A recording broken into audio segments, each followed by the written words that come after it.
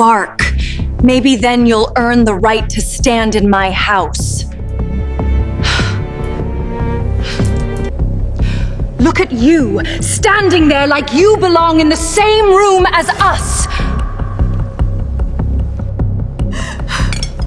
I grew up in places where survival mattered more than potential. And when you come from places like that, people decide what you are very early.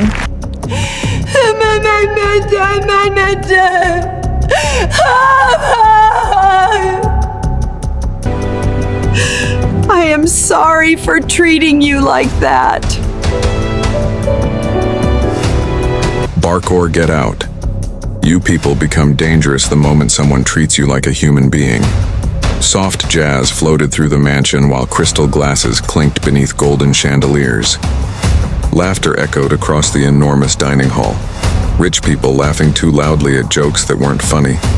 And in the middle of all that luxury, Ava Carter stood silently with a silver tray in her hands, black uniform, hair tied back, eyes lowered, excuse me. The voice cut through the room like a blade. Ava looked up slowly. At the head of the table sat Vanessa Laurent, fashion mogul, social media icon, billionaire's daughter. Beautiful in the kind of way magazines worshipped. Cold in the kind of way people survived. Vanessa swirled wine in her glass. I asked you a question. Yes, ma'am? A smile spread across Vanessa's face. Not warm. Not playful. Cruel. One of my guests says you've been ignoring him. A man near the center of the table laughed nervously. Oh, come on. Vanessa, I was joking. No, Vanessa interrupted without looking at him. I'm curious now. Her eyes locked onto Ava. You've worked here almost 2 years, right? Yes, ma'am. And in those 2 years, Vanessa leaned back lazily. Have you forgotten who pays you? The room went quiet. Ava tightened her grip on the tray. No, ma'am. Good. Vanessa took a slow sip of wine, then entertained the table. Ava blinked once. I'm sorry. You heard me. A few guests shifted uncomfortably. The senator's wife looked down at her plate. A tech investor cleared his throat. Nobody spoke. Vanessa smiled. Wider, bark. Silence. The word hung in the air so long it almost became unreal. Ava thought, maybe she heard wrong. I beg your pardon? Vanessa placed her wine glass down carefully. I said bark. Her voice turned softer somehow, which made it worse. Like a dog. Someone near the end of the table whispered, Jesus. But Vanessa ignored them. You people always say, humiliation is traumatic. She tilted her head. Let's test it, Ava's. Heartbeat pounded so hard she could hear it in her ears. 14. People watched her. 14. Some uncomfortable, some curious, some pretending not to see, but none of them stopped it. Vanessa reached beside her chair and picked up something thin and black, a leather collar. The room froze. Even the music suddenly felt wrong. Come here, Vanessa said. Ava didn't move. For 3 full seconds, nobody breathed. Then Vanessa's voice sharpened. Now, Ava walked forward slowly. Not because she wanted to, because rent was due in 4 days. Because her younger brother's medication cost more than she made in a week. Because survival humiliates people long before cruelty does. She stopped beside Vanessa's chair. Vanessa looked up at her with amusement. On the floor, Ava's jaw tightened. Across the table, an older man muttered, Vanessa, enough. She ignored him. On the floor, Ava lowered herself carefully onto the marble floor. Every nerve in her body screamed. Vanessa leaned down and clipped the leather collar loosely around Ava's neck. A quiet gasp moved through the room, and then Vanessa smiled. There it is, Ava thought. That look, the look of someone who had never once been told no. Now, bark. Ava stared straight ahead. Her face remained expressionless, but inside her chest, something ancient and violent cracked open. Not weakness, not shame. Something colder. The moment a person stops fearing consequences. Vanessa. Man stood abruptly from the table. Ethan Cole, founder of one of the largest cybersecurity companies in California. His chair scraped loudly against marble. That's enough. Vanessa looked annoyed more than embarrassed. This is my house. And she's a human. Being the room stayed frozen, Ethan stepped closer. Take the collar off. Her. Vanessa held his stare for one dangerous second. It looked like she wouldn't. Then finally, she unclipped it slowly, casually, as if she were bored now. You can go, she told Ava dismissively. Ava stood up, smoothed her uniform, picked up the tray, and walked out of the dining room without a single tear falling, not one. That silence disturbed them more than screaming would have. Inside the kitchen, Ava placed the tray down carefully beside the sink. Then she turned on cold water and held her shaking hands beneath it. Her breathing cracked once, only once. She looked toward her backpack sitting beneath the counter. Inside it was a battered laptop, covered in faded stickers. 4 years of hidden work. 4 years of teaching. Her self-code after midnight war. Years of surviving quietly, and suddenly, she was done surviving. Quietly, Ava dried her hands, opened the laptop. Screen light reflected in her eyes. Lines of code filled the display. Government infrastructure maps, security, architecture, vulnerabilities no one else had noticed. For 8 months, she had been studying a military defense network the same way other people solved puzzles for fun, except this puzzle protected national weapons systems. 43 certified experts had signed off on its security. Ava found the flaw in 37 minutes. She never used it until tonight. Her fingers moved across the keyboard calmly. Now no anger, no panic, just precision. Outside, rich people returned to drinking wine beneath chandeliers. Inside the servant kitchen, their maid quietly breached one of the most protected cyber defense systems in the country. Not to destroy it, not to steal anything, only to prove she could. By 4:12 a.m., she was inside, and somewhere deep in Washington, alarms began to scream. At 4:13 a.m., every monitor inside the National Cyber Defense Command turned red. Warning sirens exploded through the underground operations center. Analysts jerked awake. Coffee spilled across keyboards. Phones rang instantly. Who the hell got inside? No data theft detected.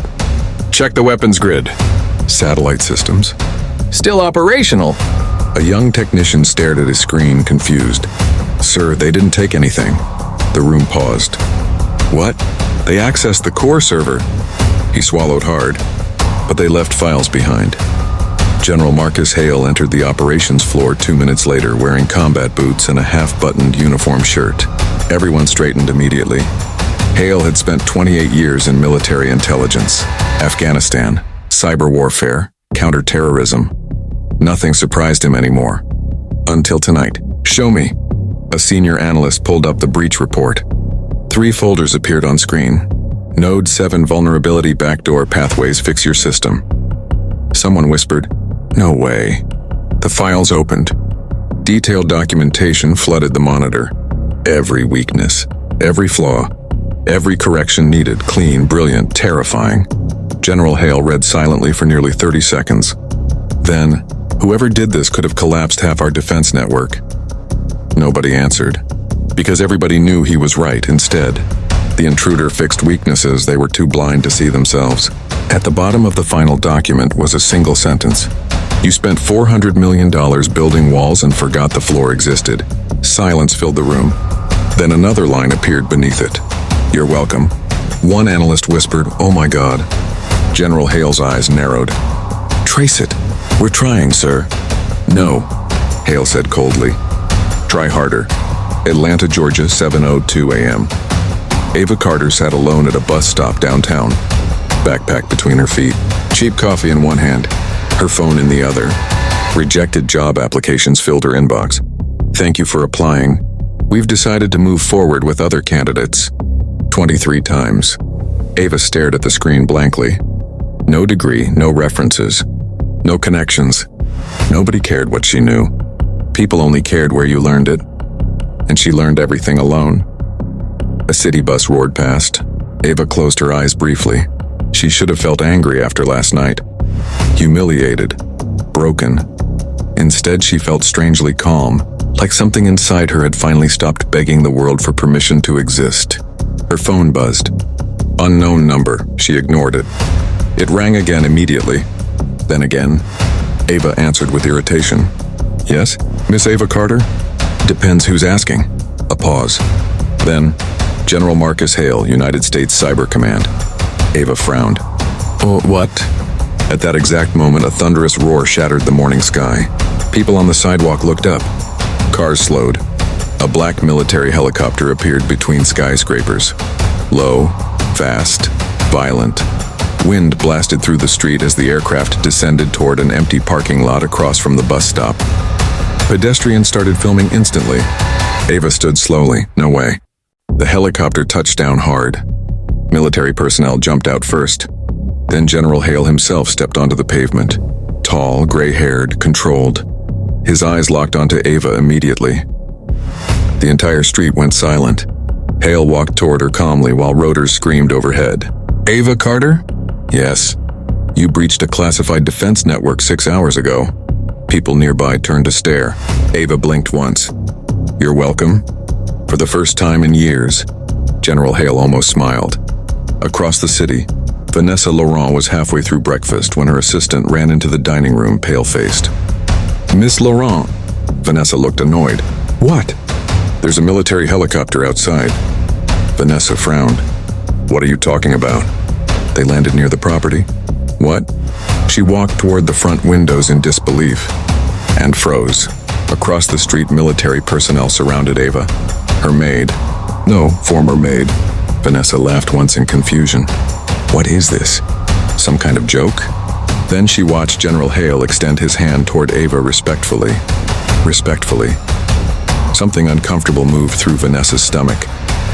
That feeling worsened when Ava shook his hand. Vanessa grabbed her phone instantly. Get me Senator Whitmore. Her assistant hesitated. He's not answering. Then call my father. Seconds later, the line connected. Nadia. Her father's deep voice came through sharply. Why are you calling this early?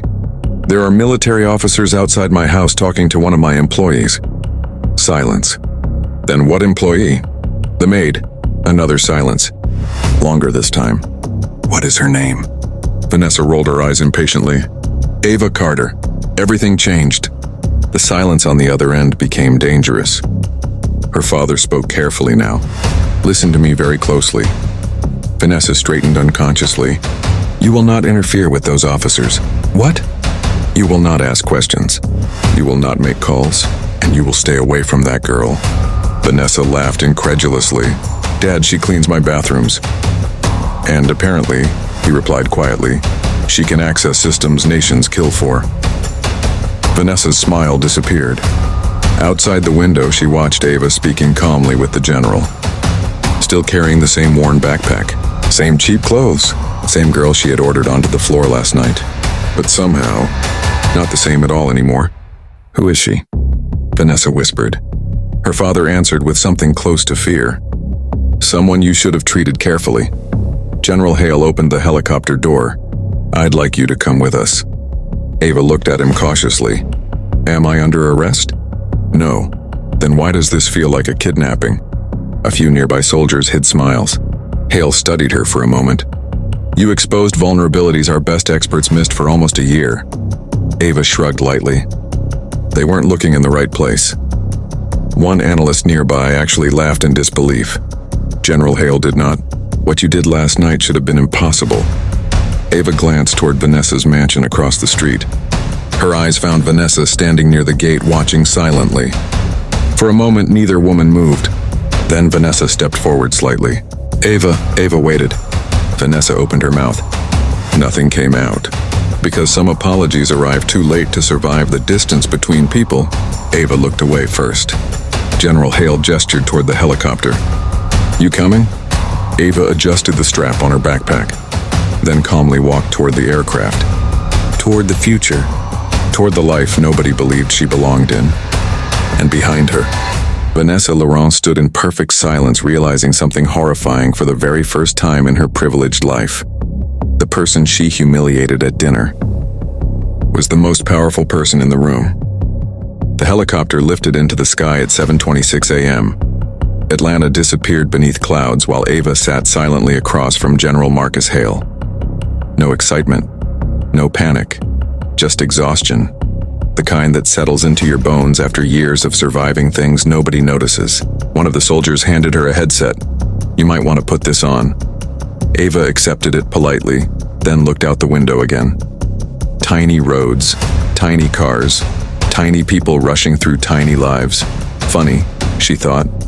Yesterday I was cleaning wine stains off marble floors. Today the US military is flying me somewhere classified. General Hale watched her carefully. Most people reacted to power with fear or greed.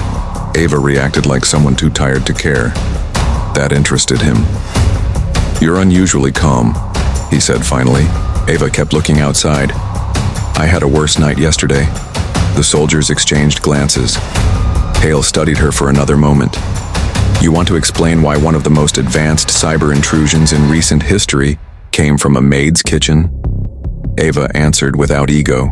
"You left ports exposed beneath a mirrored authentication layer." She shrugged lightly. "Your experts focused on the walls. Nobody checked the maintenance tunnels." One of the analysts sitting nearby blinked rapidly. "That's actually exactly what happened." Ava nodded once, thought so. The analyst stared at her like she'd broken physics. "You figured that out alone?" "No," Ava replied calmly. "I figured it out angry." Silence followed. Not awkward silence, respectful silence. Fort Sentinel Cyber Operations Facility 841A. The underground base looked less like a military installation and more like a science fiction city buried beneath concrete. Steel doors, retina scanners, armed guards every 20 feet. Ava walked through it carrying the same faded backpack she used at the grocery store. People kept staring, not because she looked important, because General Hale himself was escorting her personally, and that never happened. Inside the main operations chamber, over 40 cyber specialists waited beside giant digital screens, some curious, some skeptical, some openly irritated. A man in glasses crossed his arms. "This is her?" Ava heard it, ignored it. Another analyst frowned. "She has no degree, no government history, no military training." Someone muttered quietly. "She was literally a maid yesterday." Ava almost smiled. Yesterday. Funny how fast people measure human worth by who's standing beside you. General Hale stepped forward. "Miss Carter identified vulnerabilities our entire division failed to detect." The room stayed silent. Then the man with glasses spoke again. "With respect, sir, maybe she got lucky." Ava finally looked at him. "Node 7. The man frowned. "What?" "You encrypted the external shell perfectly," Ava said. "But your internal relay still communicates using legacy bridge protocols." The room went still. Ava continued calmly. "You patched visible entry points while leaving old architecture underneath untouched." She tilted her head slightly. "That's not security. That's makeup." Several analysts visibly stiffened. One whispered, "Oh damn." The man with glasses opened his mouth, closed it, because she was right, painfully right. General Hale looked almost amused now. "Still think she got lucky?" Nobody answered. 3 hours later, Ava sat alone in a temporary office reviewing classified system maps. Her fingers moved quickly across the keyboard. Fast, precise, beautiful. Outside the glass walls, teams of specialists watched her work in disbelief. She's rebuilding sections in real time. How is she doing that without notes? She memorized the structure. No, another analyst whispered. She understands it. That scared them more. Because talent can be copied, understanding cannot. Meanwhile, Vanessa Laurent was losing control. By noon, rumors had already started spreading through elite social circles. Military involvement, cybersecurity breach, government recruitment. Nobody knew details, but they knew Ava mattered. And suddenly, people who ignored servants yesterday were speaking her name carefully today. Vanessa slammed her phone onto the kitchen counter. This is insane. Her assistant stood quietly nearby. What exactly did she do? I don't know. Vanessa paced angrily. She cleaned bathrooms. She folded towels. The assistant hesitated. Maybe that wasn't all she was. Vanessa shot her a glare sharp enough to cut glass. But the words stayed, because deep down, something ugly had begun growing inside her. Not guilt. Fear.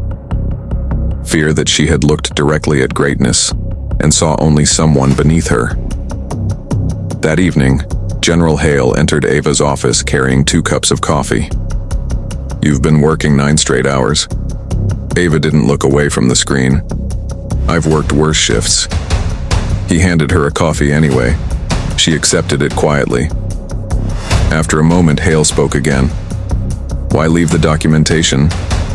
Ava finally leaned back slightly. "What?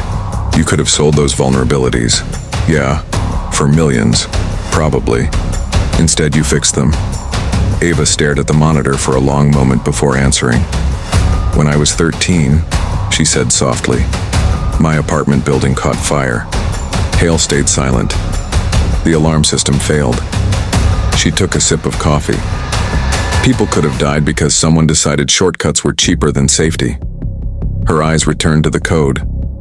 "I guess I never forgot that." Something shifted in Hale's expression then. Not admiration, something deeper. Recognition. He had spent decades around ambitious people, power-hungry people, dangerous people. Ava was different. She didn't want control. She wanted things to work correctly, and those people were rare. At 9:14 p.m., Ava finally shut her laptop. The room erupted into applause. She blinked in surprise. Analysts stood throughout the operations floor clapping for her, some smiling, some shaking their heads in disbelief. Even the skeptical man with glasses approached awkwardly. "I owe you an apology." Ava looked uncomfortable already. "You don't really know," he interrupted honestly. "I judged you before you spoke." A pause. "That was my mistake." Ava studied him for a second, then nodded once. "Accepted. No arrogance, no revenge." That somehow made everyone respect her even more. General Hale stepped beside her. "There's something else." Ava raised an eyebrow. "What now?" "You've received an invitation." "From who?" Hale handed her a tablet. "A global cybersecurity summit. Washington, D.C. CEOs, intelligence agencies, defense leaders, and at the top of the guest list, Ava Carter." Special honored speaker Ava stared at the screen. Yesterday, she had been ordered onto the floor beside a billionaire's chair. Tonight, world leaders wanted to hear her speak. Life moved strangely fast when the world finally noticed your value. Ava looked up slowly. "When is it?" General Hale smiled faintly. "Tomorrow, Washington, D.C." The following night, flashes exploded across the entrance of the Grand Regent Hotel as black SUVs rolled beneath towering marble arches. Politicians, CEOs, foreign diplomats. Every powerful person in cybersecurity seemed to be arriving at once. Inside the ballroom, giant digital screens displayed the event title. Global Cyber Defense Summit waiters moved through crowds carrying champagne, while reporters chased billionaires for 30-second interviews. And near the center of it all, Vanessa. Laurent stood in a silver designer gown pretending she was still untouchable. Because if rich people mastered one skill better than cruelty, it was performance. She smiled for cameras, laughed at jokes, accepted compliments. But beneath the surface, panic was eating her alive. Her father had called twice today. Both conversations ended the same way. "Do not attract attention," which terrified her more than yelling would have. Vanessa sipped champagne carefully while scanning the ballroom. No sign of Ava. Good. Maybe she wasn't important enough to actually. The room suddenly shifted. Not loudly, not dramatically, but power has gravity. And when real influence enters a room, people feel it before they understand it. Conversation slowed. Heads turned toward the entrance. Vanessa followed their gaze and froze. Ava Carter walked into the ballroom beside General Marcus Hale, black evening suit. Hair down for the first time. No diamonds, no designer logos, no performance. And somehow she still looked more powerful than half the room. People immediately began whispering, "That's her? She's 27? She breached Sentinel alone? No degree, apparently." Vanessa felt her throat tighten, because nobody was looking at Ava the way rich people usually looked at staff. They were looking at her with respect, fear, curiosity, value. The things Vanessa spent her whole life buying artificially, Ava was receiving naturally. General Hale leaned toward Ava quietly. "You nervous?" "A little." "That's probably healthy." Ava glanced around the ballroom. Crystal chandeliers, luxury gowns, politicians shaking hands beside military officers. Strange. 24 hours ago, she would have been carrying trays through rooms like this, invisible to everyone inside them. Now every eye followed her. A woman approached quickly with a microphone. "Miss Carter, National Press. Is it true you discovered the breach alone?" Ava blinked once at the sudden attention. "Yes." "How?" I paid attention. A few nearby people laughed softly. The reporter smiled. "You've become something of a mystery online." "That sounds unhealthy." Another laugh. Vanessa watched from across the room in disbelief. People liked her, effortlessly. No manufactured charm, no fake elegance, just honesty. And somehow that hit harder than brilliance ever could. 30 minutes later, the summit began.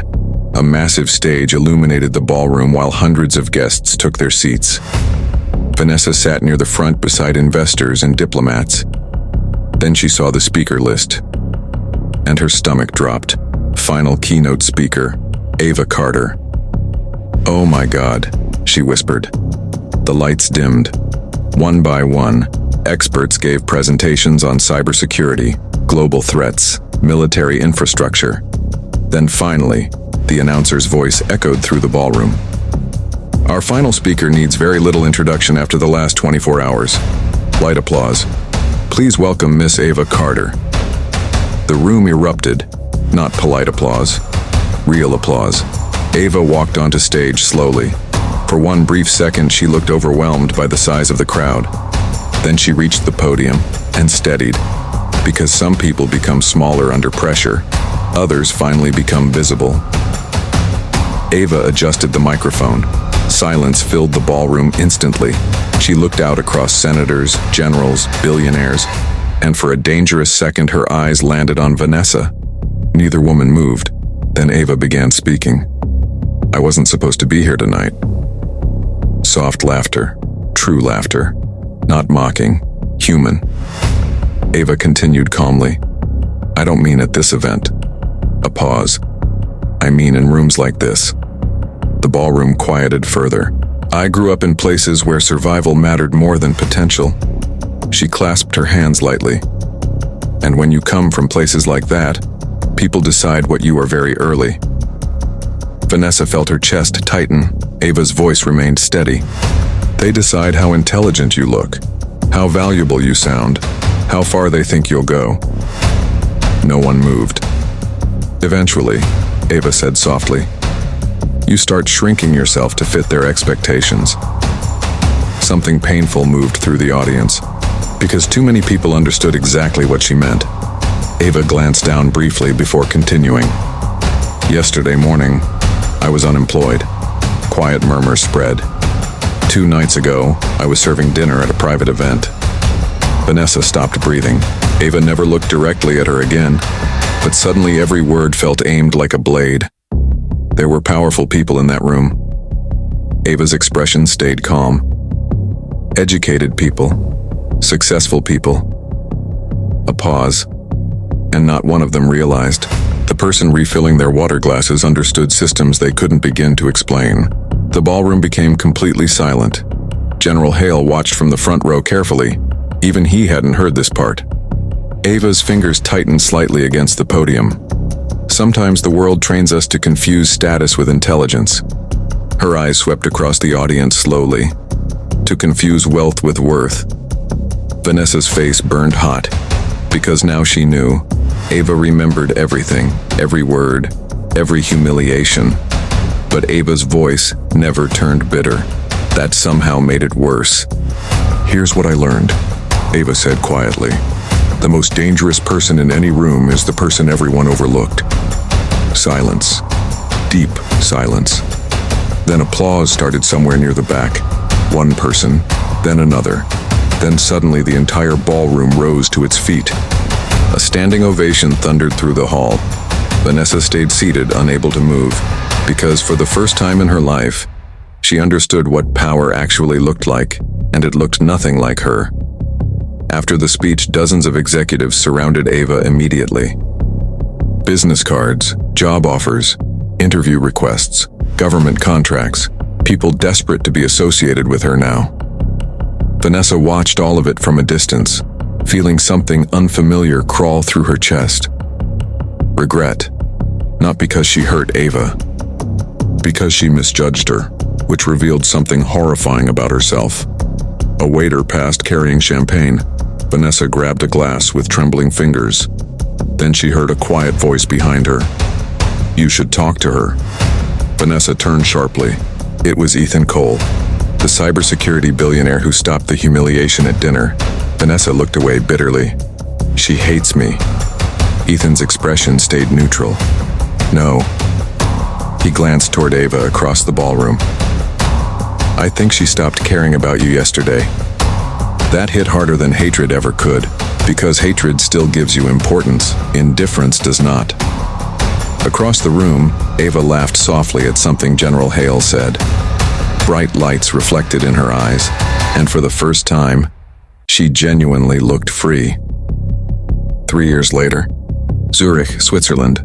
Snow drifted softly outside the glass walls of the International Technology Ethics Forum, while cameras flashed inside the packed auditorium. On stage stood Ava Carter, not the maid, not the mystery hacker, not the girl people once ignored carrying trays through wealthy dining rooms. Now she was one of the most respected cybersecurity architects in the world. Governments consulted her.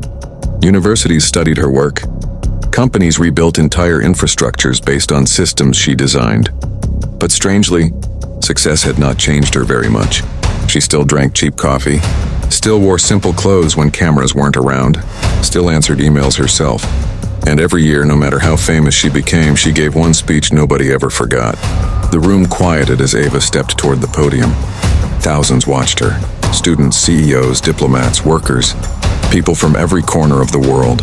Ava adjusted the microphone gently, then smiled faintly. "I want to tell you a story," she said. And instantly the room became still, because everyone already knew this was the speech.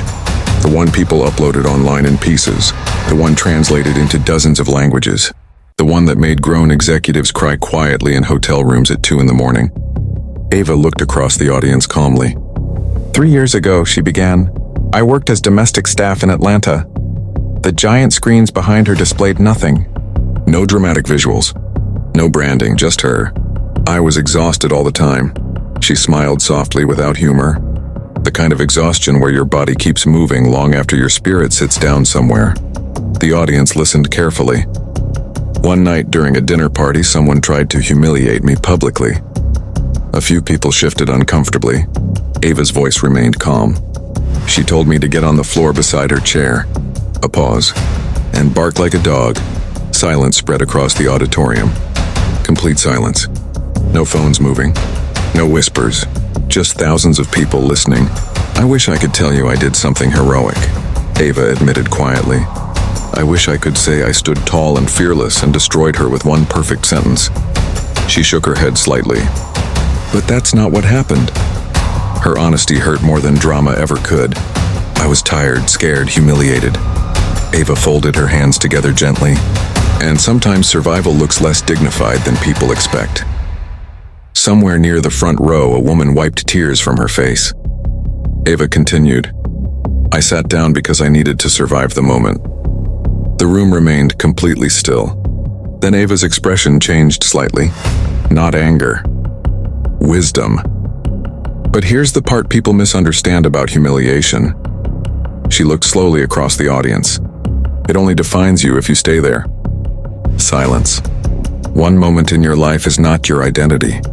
Her voice softened. One cruel person is not your destiny. The audience erupted into applause. Ava waited patiently for it to fade. Then she continued, "The interesting thing is," a faint smile touched her face, "I never took revenge." That surprised many people every time, because revenge is what stories usually teach, not restraint. I could have exposed her publicly. Ava shrugged lightly.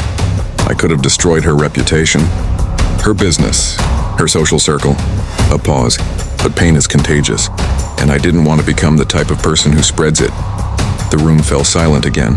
Then Ava looked down briefly before saying, "Life handled it better than I ever could." The auditorium became perfectly still, because now they had reached the part nobody forgot. 2 years earlier, Vanessa Laurent had suffered a catastrophic stroke. She survived, but barely. Partial paralysis, loss of speech for nearly a year, constant medical dependence. The woman who once treated workers as invisible now relied on caregivers for almost everything. Feeding, bathing, movement, medication, human kindness. Ava never celebrated it, never mocked her, never smiled about it publicly. And somehow that made the lesson even heavier. Ava spoke softly now. She lives in a care facility outside Boston. No cruelty in her voice, only truth. And every day, Ava paused carefully. Her life depends entirely on the compassion of people she once considered beneath her. The room looked shattered. Ava's eyes moved across the audience. "Do you understand how strange life is?" Nobody moved. "The people you ignore today," her voice nearly became a whisper, "may someday become the hands carrying you." Silence. A dangerous, emotional silence. Then Ava said the line that always broke people. "I'm grateful I never chose revenge." A pause, because the worst thing I could have given her was punishment. Her eyes softened sadly. Life gave her understanding. Several people in the audience openly cried now. Even executives sitting in the front rows looked emotional. Ava stepped slightly away from the podium. "When someone has less power than you," she said quietly, "your behavior toward them reveals who you truly are." No applause this time. Just listening. Anyone can respect important people. That's easy. Her gaze sharpened gently. But kindness toward people who cannot benefit you. A pause. That is character. The entire auditorium rose to its feet before she even finished. Thunderous applause crashed through the hall. Some people crying. Some standing frozen. Some simply staring at her like they had just remembered something important about being human. Ava stepped back from the microphone quietly. For a moment she looked overwhelmed. Then she smiled. Small. Real. Free. That night, after the event ended, Ava stood alone outside the building watching snow fall beneath city lights. A voice behind her spoke carefully. "You still tell the story?" Ava turned and froze slightly. Vanessa Laurent stood several feet away beside a caretaker. Older now, thinner, walking slowly with assistance, but alive. For a long moment, neither woman spoke. Snow drifted softly between them. Vanessa's voice came slowly, damaged from years of recovery. "I heard your speech." Ava nodded once. "I know." Vanessa looked down briefly, then said something nobody ever imagined she would. "I was cruel to you. No excuses. No manipulation. Just truth." Ava studied her quietly. "Yes," she answered softly. Vanessa's eyes filled with tears immediately. Not dramatic tears. The exhausted kind. "I thought power meant never seeing other people as equal." Ava stayed silent. Vanessa looked out toward the falling snow. And then one day, her damaged voice trembled slightly. "I couldn't lift my own hand." The world became very quiet. "When nurses fed me," she whispered, "I remembered you." Ava closed her eyes briefly. Not out of anger, out of sadness. Because some lessons arrive too late to undo the damage they create. Vanessa looked at her carefully. "Why didn't you destroy me?" Ava answered honestly. "Because I didn't want my pain deciding who I became." Vanessa broke completely then, crying silently beneath winter lights. And after everything, after the humiliation, after the rage, after the years, Ava stepped forward and gently placed her coat around Vanessa's shoulders. Not because she forgot, not because the pain wasn't real, but because surviving cruelty without becoming cruel yourself was the greatest victory of all. The snow continued falling quietly around them, and somewhere deep inside that silent winter night, Two completely different women finally understood the same truth. The way you treat people always comes back to you.